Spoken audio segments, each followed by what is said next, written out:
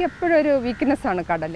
കടൽ കണ്ടാൽ അങ്ങനെ ഒരു അനന്തതയിലേക്ക് അങ്ങനെ ആ കടലൊക്കെ അങ്ങ് ഇറങ്ങി ചെല്ലാൻ തോന്നും. പലപ്പോഴും കടപ്പുറത്ത് വന്നാൽ എനിക്കറിയില്ല കടലിങ്ങനെ ജ്വലിപ്പിക്കുന്നതാണ് ശരിക്കും. തിര ഇങ്ങനെ കാണുമ്പോഴേ ഇതിങ്ങനെ നടന്ന് ഞാൻ എവിടെ എത്തും എന്നുള്ള തോന്നൽ എനിക്ക് എപ്പോഴും ഉണ്ടാവും കടൽ കാണുമ്പോൾ.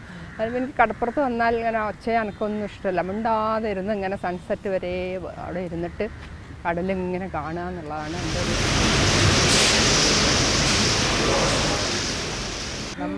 ഞാൻ എൻ്റെ സാഹിത്യ ജീവിതത്തിൽ തന്നെ ഏറ്റവും എനിക്ക് പ്രിയപ്പെട്ട ഒരു എഴുത്തുകാരി, അല്ലെങ്കിൽ ഞാൻ സ്നേഹിക്കുന്ന, ആദരിക്കുന്ന, ആരാധിക്കുന്ന ഒരു എഴുത്തുകാരിയാണ് സുഹറ. അതുകൊണ്ട് നമ്മൾ ഒന്നിച്ച് വരുമ്പോൾ നമ്മുടെ മനസ്സിൻ്റെ പൊരുത്തം ഉണ്ടാവും, അതേപോലെ നമുക്ക് മനം തുറന്ന് സംസാരിക്കാനുള്ള അവസരം ഉണ്ടാവും. പക്ഷെ എനിക്കെപ്പോഴും നിന്നെ കാണുമ്പോൾ ഒരു ചെറിയ ഒരു കുറ്റബോധം എൻ്റെ ഉള്ളിലുണ്ട്. അതിപ്പോൾ ഞാൻ പറയണമെന്ന് ഞാൻ വിചാരിക്കുകയാണ്. കാരണം നിൻ്റെ ആദ്യത്തെ പുസ്തകം റിലീസ് ചെയ്യാൻ എന്നെ ആയിരുന്നു വിളിച്ചത്. എനിക്ക് അന്ന് എന്തോ അവിചാരിതമായി ഞാൻ പുസ്തകം എനിക്ക് കൊണ്ടുത്തന്നു, മാതൃഭൂമിയിൽ അവർ വായിച്ചു, അതിനെപ്പറ്റിയൊക്കെ എല്ലാം പറയാനുള്ളതൊക്കെ പ്രിപ്പയർഡ് ആയിരുന്നു ഞാൻ. പക്ഷെ എന്തോ അവിചാരിതമായ കാരണങ്ങളാൽ എനിക്ക് തോന്നുന്നു ഉമ്മൻ്റെ അടുത്ത് നിൽക്കാൻ ആളില്ലാത്തതുകൊണ്ടായിരിക്കും എനിക്ക് വരാൻ പറ്റിയില്ല. അത് പറഞ്ഞപ്പോൾ എനിക്ക് ഓർമ്മ, ഞാൻ വിചാരിക്കുന്നത് അപ്പം ഞാൻ ചോദിക്കട്ടെ, ഇത്രയും വലിയൊരു കുടുംബത്തിൽ നിന്നാണ് നിങ്ങൾ വന്നത്. മാളിയേക്കൽ തറവാട് എന്ന് പറഞ്ഞിട്ടുണ്ടെങ്കിൽ ഞാൻ ഗ്രാമീണ ബാങ്കിൽ ഞാൻ മാനേജറായിരിക്കുമ്പോൾ നന്ദിയിൽ തിക്കോടി എന്ന് പറഞ്ഞ സ്ഥലത്ത് ഞാൻ ഫീൽഡിൽ പോയപ്പോൾ അവിടുന്ന് ഒരാൾ കാണിച്ചത് ഇതാണ് നമ്മുടെ വിഖ്യാതമായ മാളിയേക്കൽ തറവാട്. അപ്പം ഞാൻ പറഞ്ഞു എനിക്കറിയാം, എൻ്റെ സ്നേഹിതയാണ് BM സുഹറ, അതേപോലെ വളരെ വിഖ്യാതനായിട്ടുള്ള കാർട്ടൂണിസ്റ്റ് BM ഗഫൂർ, പിന്നെ അദ്ദേഹത്തിന് ഉമ്മി അബ്ദുള്ള, അവരൊക്കെ പിന്നെ നിങ്ങളുടെ വീട്ടിലുള്ള എല്ലാവരും അവരവരുടേതായിട്ടുള്ള വ്യക്തിമുദ്ര പതിപ്പിച്ചവരാണ്. അപ്പോൾ അങ്ങനെയുള്ളൊരു ചുറ്റുപാടിന്ന് വന്നിട്ടുള്ള സുഹറയ്ക്ക് ഞാൻ ചോദിക്കുകയാണ്, അപ്പോൾ സുഹറയ്ക്ക് ആ വീട് ഇപ്പം നമ്മളെയൊക്കെ സൃഷ്ടിച്ചിട്ടുള്ള നമ്മളെ വീടാണ്, നമ്മളെ ചുറ്റുപാടാണ്, നമ്മുടെ ആ സംസ്കാരവും സംസ്കൃതിയൊക്കെ കൂട്ടിക്കുഴച്ച മണ്ണാണ് നമ്മുടെ ശരീരം. അപ്പോൾ അതെങ്ങനെ സ്വാധീനിച്ചിട്ടുണ്ടോ? ഭയങ്കരമായിട്ട് സ്വാധീനിച്ചിട്ടുണ്ട്. ഞാൻ ആ വീടിൽ നിന്നില്ല, നാമാവശേഷമായിപ്പോയി. പക്ഷേ ഇന്നും എൻ്റെ മിക്ക കഥകളിലും നോവലുകളിലും ഒക്കെ ഒരു കഥാപാത്രമായിട്ട് ആ വീട് കേൾക്കാൻ, ആ ഗ്രാമവും വീടും ഒട്ടും എല്ലാം ഞാൻ ഇപ്പോഴും സ്വപ്നം കാണുക ആ വീടാണ്. കോഴിക്കോട് താമസം മാറ്റിയിട്ട് 10-30 കൊല്ലമായി. എന്നിട്ടും എനിക്ക് ഒരിക്കൽ പോലും സ്വപ്നത്തിൽ എൻ്റെ വീട് വന്നിട്ടില്ല. ഈ ഇപ്പൊ താമസിക്കുന്ന വീടില്ല, ഈ തിക്കോടി മാളിയേക്കൽ വീട്ടിൽ അതെ പേര്, അത് എൻ്റെ ഒരു നൊസ്റ്റാൾജിയ കൊണ്ട് ഞാൻ ഇട്ടതാണ് പേര്. ഇരുട്ട് നിലാവില് ശരിക്കും ഒരു വീടൊരു കഥാപാത്രം നിലാവ് എന്നുള്ള. അപ്പൊ അത് തന്നെ നിലാവ് പോലുള്ള ഓർമ്മകൾ, ഹൃദയഹാരിയായ കുറെ ഓർമ്മകളാണ് സോറേൻ്റെ ഈ കഥയിൽ നോവലിലൂടെയൊക്കെ ഞാൻ വായിച്ചിട്ടുള്ളത്. അപ്പൊ അങ്ങനെയുള്ള സോറേനോട് എനിക്ക് ചോദിക്കാനുള്ള എന്താ അറിയോ, പിന്നെ ഇപ്പോൾ സോറാൻ്റെ ഭർത്താവ് എന്ന് പറഞ്ഞിട്ടുണ്ടെങ്കിൽ സാഹിത്യത്തിൻ്റെ അകവും പുറവും കണ്ടാൽ, അല്ലെങ്കിൽ എല്ലാ ഔന്നത്യവും കണ്ടിട്ടുള്ളൊരു വലിയ എഴുത്തുകാരനാണ് അദ്ദേഹം. അപ്പോൾ അദ്ദേഹം നിരൂപണത്തിൻ്റെ മേഖലയിലാണുള്ളത്. അപ്പോൾ അദ്ദേഹം നിരൂപകനും സോറ എഴുത്തുകാരിയാണ്. അപ്പോൾ അദ്ദേഹം നിരൂപകനായിട്ട് ഏതെങ്കിലും വിധത്തിൽ?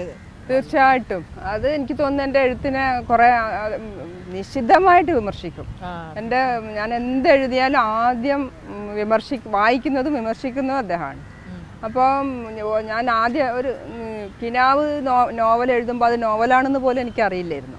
ഞാനൊരു എഴുത്തുകാരോടൊക്കെ ഭയങ്കര ആരാധനയാണ്. കുട്ടിക്കാലം മുതൽ ഒരുപാട് പുസ്തകം വായിക്കാൻ, നിൻ്റെ പിന്നെ ജീവിത കഥകൾ പറയുന്ന മാതിരി തന്നെ എനിക്കും വായിക്കാൻ ഒരുപാട് സാഹചര്യങ്ങളുണ്ടായിരുന്നു. വീട്ടിൽ സ്ത്രീകൾ വിദ്യാസമ്പന്നരല്ലെങ്കിൽ പെൺകുട്ടികളൊന്നും സ്കൂളിൽ പോയ എൻ്റെ 2 സഹോദരിമാരും 13-14 വയസ്സാകുമ്പോഴേക്ക് വിവാഹിതരായി.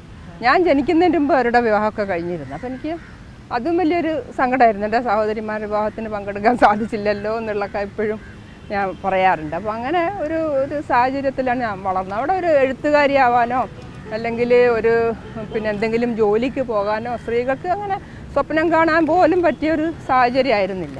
പക്ഷെ എന്താ എനിക്കറിയില്ല, നീ പറഞ്ഞത് നിൻ്റെ ഇതിൽ പറഞ്ഞ മാതിരി തന്നെ മറ്റു കുട്ടികളോട് ചെറുപ്പകാലം മുതൽ കൂട്ടുകൂടാനൊന്നും വലിയ മനസ്സുണ്ടായിരുന്നില്ല.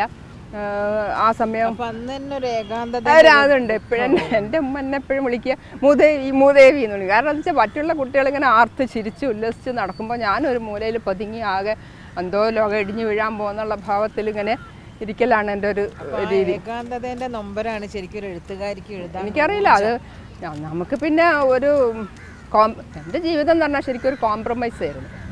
ഫുൾ ജീവിതം മുഴുവൻ എനിക്ക് പഠിച്ച് ബിരുദം സമ്പാദിക്കണമെന്ന് ആഗ്രഹം ഉണ്ടായിരുന്നു. എനിക്കതൊന്നും സാധിച്ചില്ല. 18-ാം വയസ്സിൽ വിവാഹം കഴിക്കാൻ ഞാൻ ആഗ്രഹിച്ചിട്ടേ ഇല്ല, അതും ഒരു കോംപ്രമൈസ്. പിന്നെ ഇവിടെ നിന്ന് തിരുവനന്തപുരത്തേക്ക് പറിച്ചു നട്ടത് വേറൊരു കോംപ്രമൈസ്. പക്ഷെ അതൊക്കെ ഞാൻ തീർത്തത് എഴുത്തുകാരിന് ശേഷമാണ്. എനിക്ക് ആ വിഷമം ജീവിതമായിട്ടും ഒത്തുതീർപ്പിലേ ഉള്ളൂ. അതേസമയം ഞാൻ എഴുത്തിൽ ഒരിക്കലും കോംപ്രമൈസ് ചെയ്തിട്ടില്ല. എനിക്ക് എഴുതാൻ തോന്നുമ്പോൾ മാത്രം എഴുതും. മുസ്ലിം സമുദായത്തില് ചെറുപ്പം മുതൽക്ക് തന്നെ ഇസ്ലാമിന്റെ എല്ലാ ആചാരങ്ങളും അനുവർത്തിച്ചുകൊണ്ട് ജീവിച്ച ഒരാളാണ്.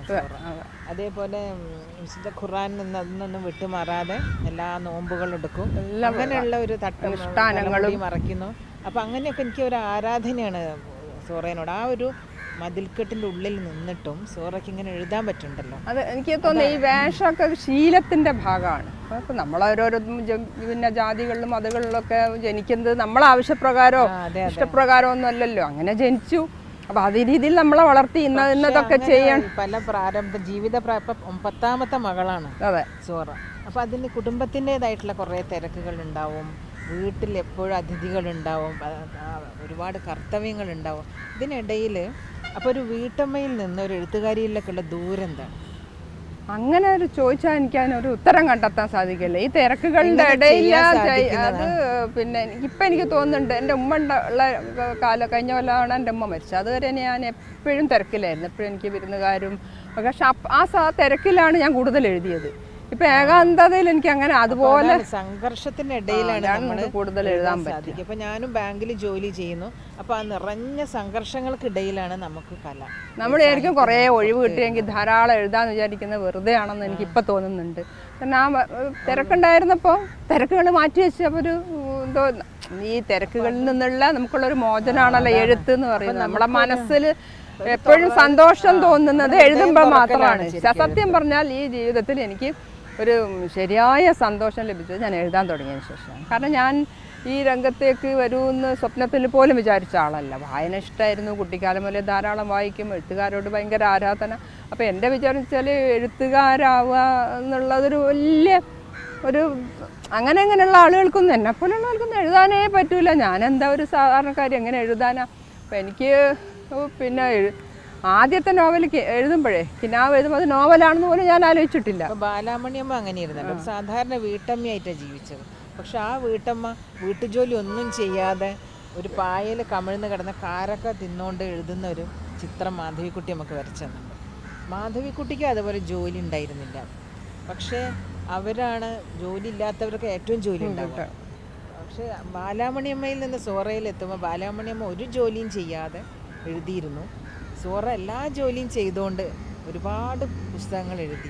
ഒരുപാടൊന്നും എന്ന് പറയാൻ എനിക്ക് പറ്റൂല. പക്ഷെ ഞാൻ പറഞ്ഞില്ല, ഞാൻ ജീവിതത്തിൽ ആകെ കോംപ്രമൈസ് ചെയ്യാത്ത എഴുത്തിലുമാണ്. ഞാൻ എന്താണ് ഹൃദയം നിറഞ്ഞ് ആഗ്രഹിക്കുന്ന പല കാര്യങ്ങളും എനിക്ക് ജീവിതത്തിൽ ലഭിച്ചിട്ടില്ല. അത് കിട്ടണത് അങ്ങനെ ഒന്നും ഞാൻ ചോദിക്കുന്നത് അതെല്ലാം എനിക്ക് എഴുത്തിൽ ലഭിച്ചു എന്നുള്ളതാണ് എൻ്റെ വലിയൊരു ഒരു പ്രത്യേക സമുദായത്തിൽ, പ്രത്യേകിച്ച് കുറേ ചുറ്റവട്ടങ്ങളുള്ള ഒരു സമുദായത്തിലാണ് സോറ ജനിച്ച്.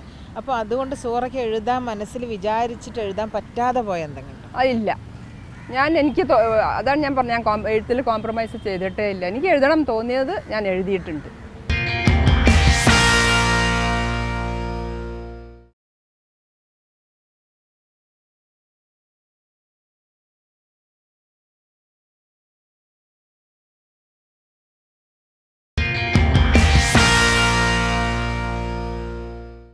മുസ്ലിം സമുദായത്തിലുള്ള സ്ത്രീകളുടെയൊക്കെ നീറുന്ന പ്രശ്നങ്ങൾ, അങ്ങനെ അവർ അനുഭവിക്കുന്ന അവരുടെ ആത്മനൊമ്പരങ്ങൾ, ആത്മസംഘർഷങ്ങൾ ഒക്കെ സൂറേൻ്റെ കഥകളിൽ ഞാൻ വായിച്ചിട്ടുണ്ട്.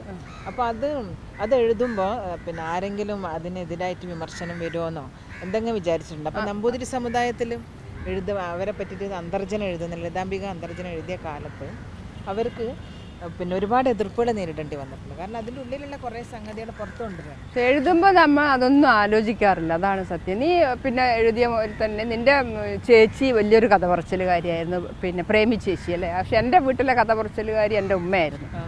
അപ്പം അങ്ങനെ ആരെങ്കിലുമൊക്കെ ഉണ്ടെങ്കിലായിരിക്കും നമ്മൾ ഇതിലേക്ക്.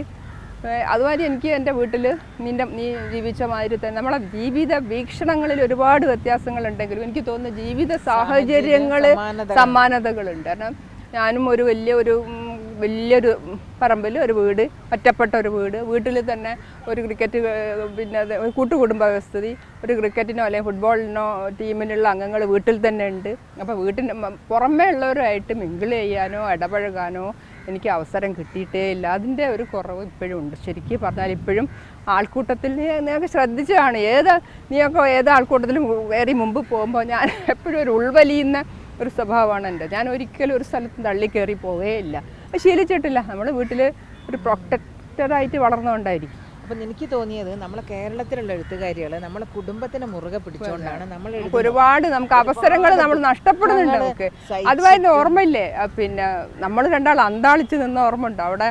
ഈ അത് മാത്രമല്ല, പുരുഷൻ ഭയങ്കര ഫെമിനിസ്റ്റ്, പുരുഷന്മാരെ വെല്ലാൻ വേണ്ടി മാത്രം മദ്യം രുചിക്കുകയും സിഗരറ്റ് വലിക്കാനും ഒക്കെ തയ്യാറായ എഴുത്തുകാരികളെ കണ്ട് നീയും ഞാനും ഒന്നും അധികം പുറത്തിറങ്ങി പോയിട്ടുണ്ടായിരുന്നില്ല. തോന്നിയിട്ടുള്ളത് നമ്മളിപ്പോൾ പുരുഷന്മാരെ മേലാധിപത്യം നമ്മൾ സ്ഥാപിക്കുന്നതിന് പകരം സ്ത്രീകളെ മേൽ സ്ത്രീകൾക്ക് തന്നെ ആധിപത്യം വേണമെന്ന് എനിക്ക് തോന്നിയിട്ടുള്ളത്. നമ്മുടെ ചിന്തകളിലും നമ്മുടെ യുക്തിയിലും അതിലൊക്കെയാണ് നമുക്ക് സ്വാതന്ത്ര്യം വേണ്ടത്. അല്ല വിവാഹം, നമ്മുടെ വിദ്യാഭ്യാസം, അതിലൊക്കെ നമുക്ക് കിട്ടുന്ന അതിലുണ്ടല്ലോ സുധീര ഈ സ്വാതന്ത്ര്യം എന്ന് പറയുന്നത്. അത് ഓരോരോ വ്യക്തികളെ സംബന്ധിച്ച് എനിക്ക് ആവശ്യമുള്ള സ്വാതന്ത്ര്യം ആയിരിക്കില്ല നീ ആഗ്രഹിക്കുന്നത്.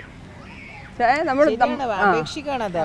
ഒരു താഴെ തട്ടിലുള്ള ഒരു സ്ത്രീക്ക് ആവശ്യമുള്ള ഒരു സ്വാതന്ത്ര്യം ആയിരിക്കില്ല എനിക്കോ നിനക്കോ വേണ്ടത്. നമുക്ക് വേറൊരു രീതിയിലായിരിക്കും. ഇപ്പം എല്ലാവരും ചിലർ നമ്മൾ പരിപാടികളൊക്കെ പങ്കെടുക്കും, നിങ്ങൾ ആരിൽ നിന്നാണ് സ്വാതന്ത്ര്യം, പുരുഷന്മാരിൽ നിന്നാണോ? അല്ല, അത് അങ്ങനെ നമുക്കെന്താ വേണ്ടത്? നമ്മുടേതായിട്ടുള്ള ഒരു വ്യക്തിത്വം കെട്ടിപ്പടുക്കാൻ സാധിക്കണം. എൻ്റെ അഭിപ്രായം അല്ലെങ്കിൽ എനിക്ക് തുറന്ന് പറയാൻ സാധിക്കണം. ഇത്രയൊക്കെയാണ് എന്നെ സംബന്ധിച്ചിടത്തോളം സ്വാതന്ത്ര്യം എന്ന് പറഞ്ഞാൽ. പുരുഷന്മാരെ വെല്ലുവിളിച്ച് പിന്നെ പുരുഷ വേഷം ധരിച്ച് നടക്കാനോ അല്ല മദ്യപിക്കാനോ സിഗരറ്റ് വലിക്കാനോ ഉള്ള സ്വാതന്ത്ര്യമല്ല എന്നെ സംബന്ധിച്ചിടത്തോളം സ്ത്രീ സ്വാതന്ത്ര്യം എന്ന് പറയുന്നത്. സ്ത്രീകള് അവരിൽ സ്വയം അവർ അസ്വതന്ത്രരാണ്. എന്നിട്ട് അവർ പറയാണ് എനിക്ക് സ്വാതന്ത്ര്യമില്ല. ആദ്യം അവനവൻ ആരാണെന്നുള്ള ആരായലാണ് ഉണ്ടാവേണ്ടത്. അത് മനസ്സിലാക്കാതെ അല്ലെങ്കിൽ താൻ ആര്, തനിക്ക് എന്താണ് വേണ്ടതെന്നും കൂടെ അറിയാത്ത സ്ത്രീകളാണ്. എനിക്ക് എഴുതാൻ തോന്നുന്നത് എനിക്ക് എഴുതണം. അത് ആര് എന്നെ എതിർത്താലും ഞാൻ എഴുതുന്നുണ്ട്. അതൊരു വലിയ കാര്യമായിട്ട് പ്രത്യേകിച്ച് എന്നെ പിന്നെ എനിക്ക് എപ്പോഴും ഞാൻ അതുപോലെ ഈ എഴുത്തിൽ കോംപ്രമൈസ് ചെയ്യാത്തൊക്കെ അല്ലെങ്കിൽ ഞാൻ എപ്പോഴും മാഷാ അല്ലാ എന്ന് പറയും. മാഷാ അല്ലാന്ന് വെച്ചാൽ അള്ളാഹുവിന് അനുഗ്രഹം, അള്ളാഹുവിൻ്റെ അനുഗ്രഹം കൊണ്ട് മാത്രമാണ് ഞാനിങ്ങനെ ഒരു എഴുത്തുകാരി ആയതെന്ന് എനിക്ക് എപ്പോഴും തോന്നാറുണ്ട്. കാരണം അങ്ങനെ ഒരു സാഹചര്യം ആയിരുന്നില്ല.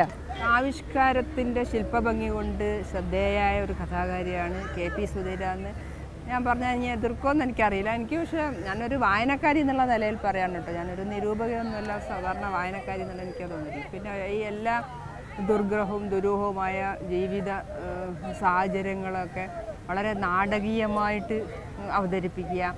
പിന്നെ അതുപോലെ ഈ ഒരു ശില്പഭംഗിയുടെ ചാരുത മിക്ക കഥകൾ വേണം എന്ന് വെച്ചിട്ടുള്ളൊരു ശ്രമം ഉണ്ടല്ലോ.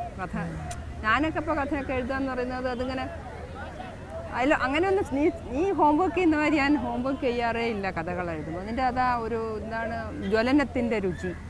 ആ ഒരു പിന്നെ 5 സ്റ്റാർ ഹോട്ടലിൽ പിന്നെ ബോംബെ ആക്രമണത്തിൻ്റെ പശ്ചാത്തലത്തിൽ എഴുതിയതാണ്. അതിൽ അയാൾ എന്താണ് ഒരു വലിയ ബിസിനസ്സുകാരൻ മിസ്റ്റർ പാട്ടീലൊക്കെ അതിൻ്റെ ആ ഒരു ബഹളത്തിൻ്റെ ഇടയിൽ വെടിവെട്ടുന്നതും ഒക്കെ വളരെ ഒരു നാടകീയ മുഹൂർത്തങ്ങൾ ബോധപൂർവം സൃഷ്ടിക്കുന്നതായിട്ട് എനിക്ക് തോന്നാറുണ്ട് നിൻ്റെ പല കഥകളും വായിക്കുമ്പോൾ. അത് ഇപ്പോൾ എഴുതുന്ന കഥകളിൽ ആദ്യകാല കഥകളിലാണെങ്കിൽ പിന്നെ ഒരു സ്നേഹത്തിൻ്റെ നാനാർത്ഥങ്ങൾ തിരയുന്ന കഥകൾ. നിൻ്റെ ഏതോ ഒരു എടത്തി എന്നൊക്കെയുള്ളൊരു കഥ, അനുജനോടുള്ള സ്നേഹം കാരണം ഭർത്താവിനെ പോലും ഉപേക്ഷിക്കാൻ തയ്യാറാവുക.